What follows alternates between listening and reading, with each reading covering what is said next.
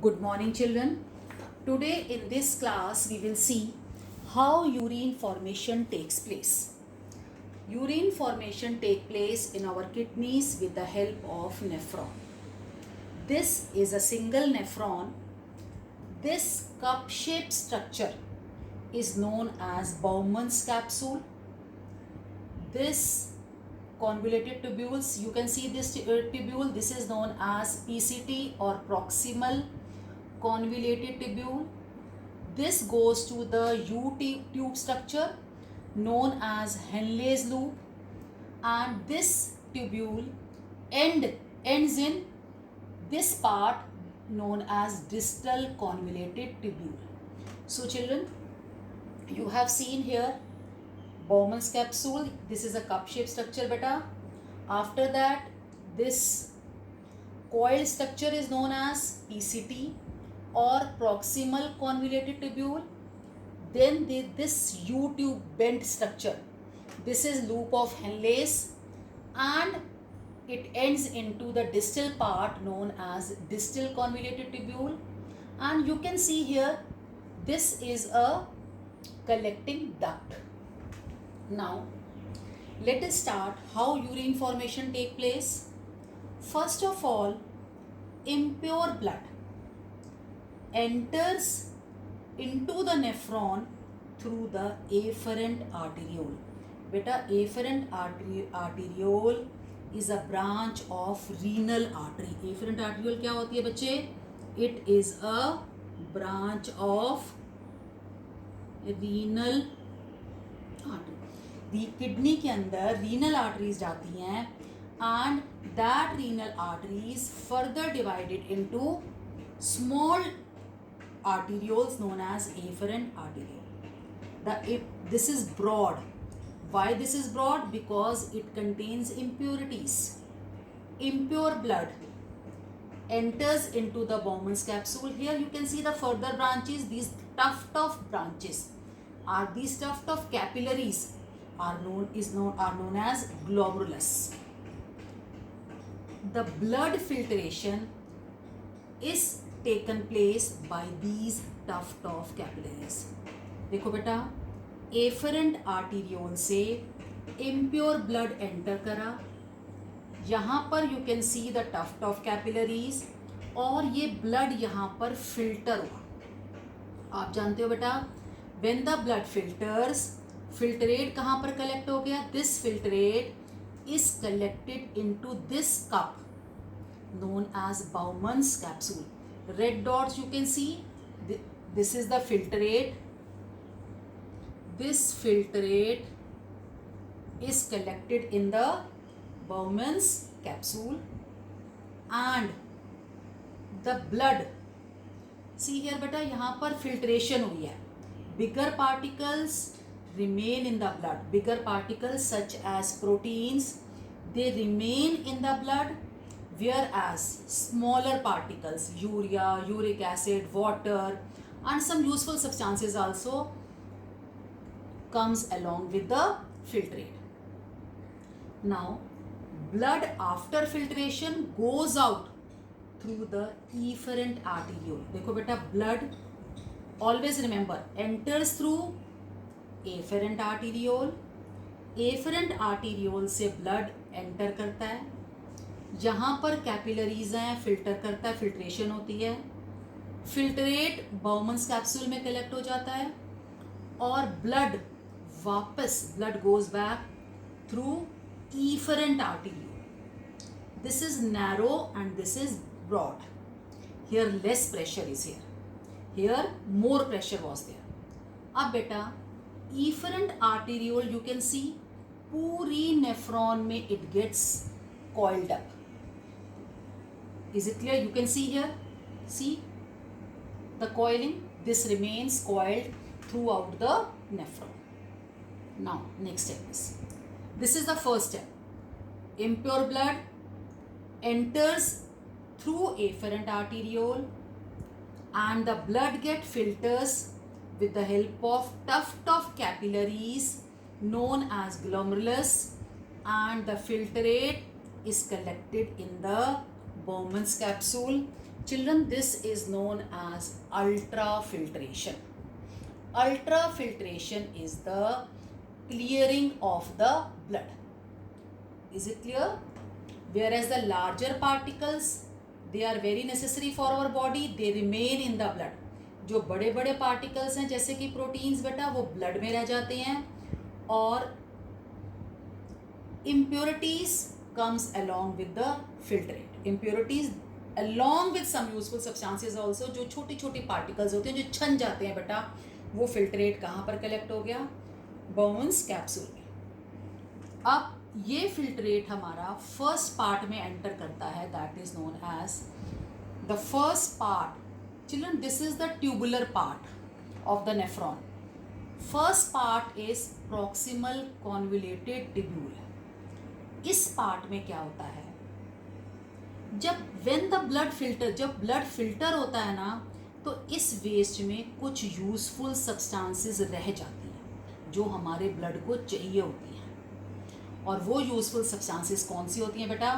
Glucose, salt, amino acid और water. Always remember, कौन सी चार चीज़ें हैं? What are the four things? Glucose, salt, amino acid और वाटर. ये पार्टिकल का साइज स्मॉल होता है, इसलिए जब यहाँ फिल्टर होती हैं तो ये वेस्ट के साथ साथ इस फिल्ट्रेट में आ जाते हैं. पर these substances are needed by our body.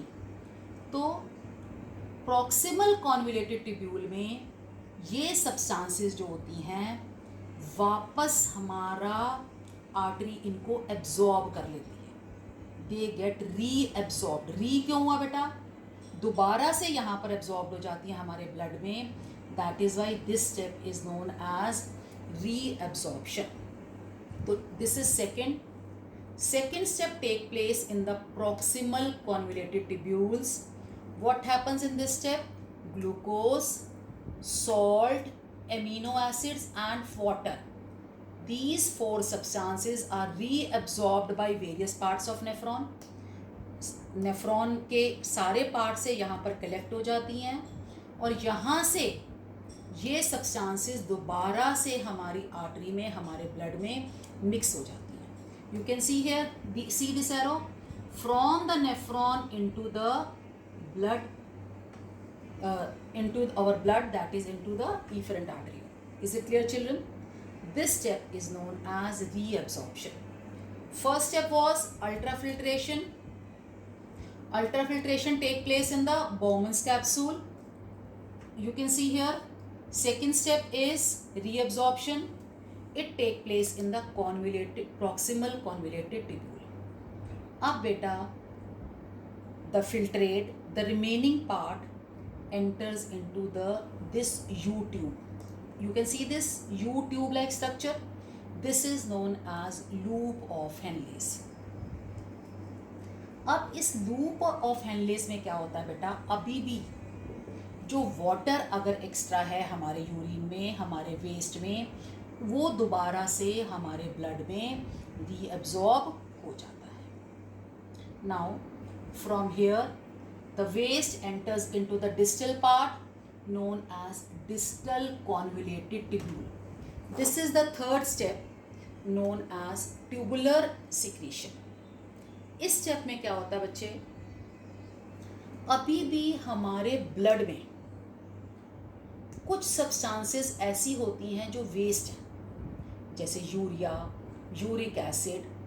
वो बॉडी को उनकी रिक्वायरमेंट नहीं है, they are not required by our body. तो इस स्टेप में क्या होता है, ये जो वेस्ट है यहाँ से वापस नेफ्रॉन में आ जाता है. You can see the arrow, the waste from the blood enters the nephron. तो that is removal of waste from the surrounding blood capillary. This is the blood capillary बेटा, आप देख रहे हो.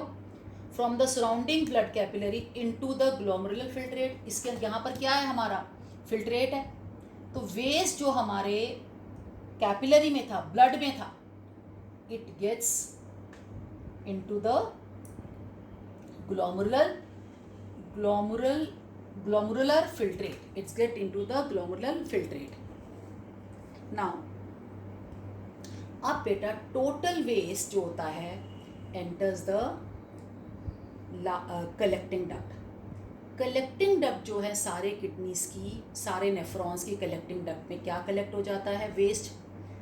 एंड यहाँ से भी जो वाटर होता है अगेन लूप ऑफ हेनले में आ जाता है और लूप ऑफ हेनले से हमारे ब्लड में चला जाता है बेटा. तो अब this waste is collected in the collecting duct of the kidney.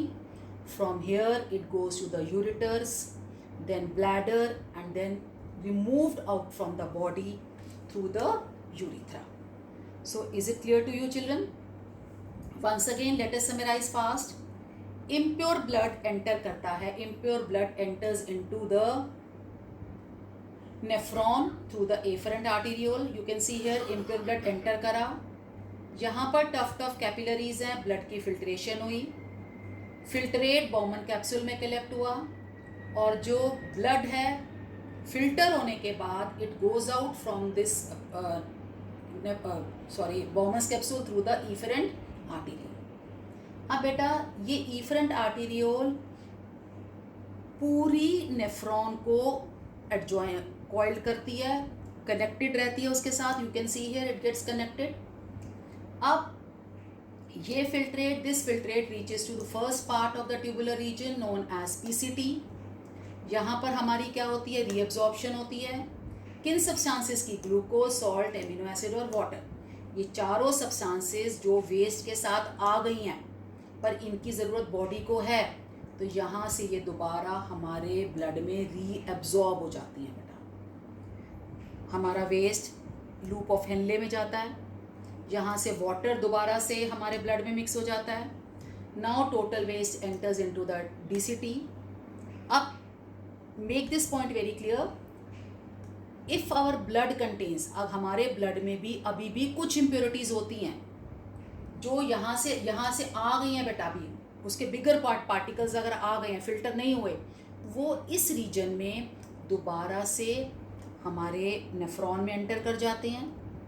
Now the total waste is collected in the collecting duct where it goes to the ureters, urinary bladder and urethra.